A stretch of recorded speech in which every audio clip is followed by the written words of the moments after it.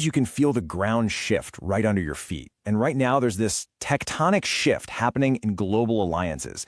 It's something that could literally redraw the strategic map of the Middle East and way beyond. And the wild part, it's all developing, for the most part, completely under the radar. So let's get into it. And really, it all boils down to this one massive question. Are we actually watching the birth of a brand new, self-reliant power bloc, one that's forming right in front of us? That's the core idea we're going to unpack together. So, how are we going to make sense of all this? Well, first, we'll get into the story behind this new strategic triangle. Then, we're going to break down the three pillars, what each country is bringing to the party. After that, we'll dig into the motivation, the big why now. And finally, we'll look at what this could all mean for the balance of power around the world. All right, let's start with this new strategic triangle. What's the actual news here that's got everyone talking? Well, it's all about a huge potential expansion of a pact that already exists. Okay, so according to a recent Bloomberg report, Turkey isn't just kicking the tires. It's in advanced talks to join an existing defense pact between Saudi Arabia and Pakistan. And get this, sources who are familiar with what's going on are saying a deal is very likely. So this tells us we're way past just speculation here. This is getting real. And what's so crucial to understand is that this new triad isn't being built from scratch. Nope, it's actually an expansion of a foundation that's already there, the Strategic Mutual Defense Agreement between Pakistan and Saudi Arabia. The idea behind it is simple, but it's incredibly powerful, and an attack on one is an attack on both. That concept right there is the bedrock of what could become a much, much bigger deal. So you might be wondering, how would an alliance like this actually work? Well, that brings us to the three pillars. The best way to think about it is like a three-legged stool. For it to be stable, each leg has to bring something totally essential and unique. And this quote from strategist Nihat Ali Ozkan just sums it up perfectly.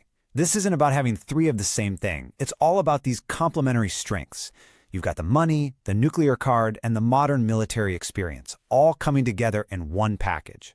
And here, when you lay it out, you can really see that synergy in action. Saudi Arabia has the financial muscle to fund everything.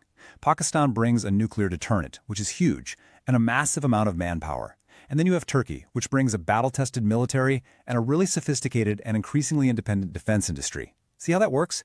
Each pillar fills a critical gap for the others. It creates this really formidable combination.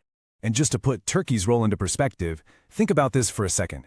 They have the second largest standing military in all of NATO, right behind the United States. We're not talking about some small player here. This is a seasoned, incredibly powerful military force that could be entering this new equation. Okay, so all of this leads to probably the most important question of all. Why now? What's going on in the world that's pushing these three nations together at this exact moment? That's what we're going to explore next. The source material points to a really clear driver here, a growing question mark over the reliability of the United States as a partner. From where these nations are sitting, there's this feeling that the U.S. is more and more focused on its own interests. And that's leading them to a very powerful conclusion. If you really want security, you might just have to build it yourself. So what does this all add up to? Let's look at what could happen in our final section, a new balance of power. I mean, what happens if this alliance actually becomes a reality? The conclusion from the report is pretty stark. An alliance that combines this level of money, nuclear power, and conventional military might, well, it won't just cause a few ripples.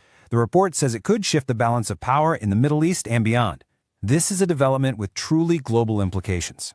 At the end of the day, if there's one thing to take away from all this, it's this. We are witnessing the potential formation of a genuinely self-reliant strategic bloc. It's a partnership that's being put together on purpose to operate independently of the traditional Western alliances that have really dominated the world stage for decades. And that leaves us with one last, really profound question. For decades, the world has kind of operated under a certain set of rules and alliances. But as these regional powers rise up to secure their own interests, we have to ask ourselves, what happens when they decide to forge their own path? Like and subscribe.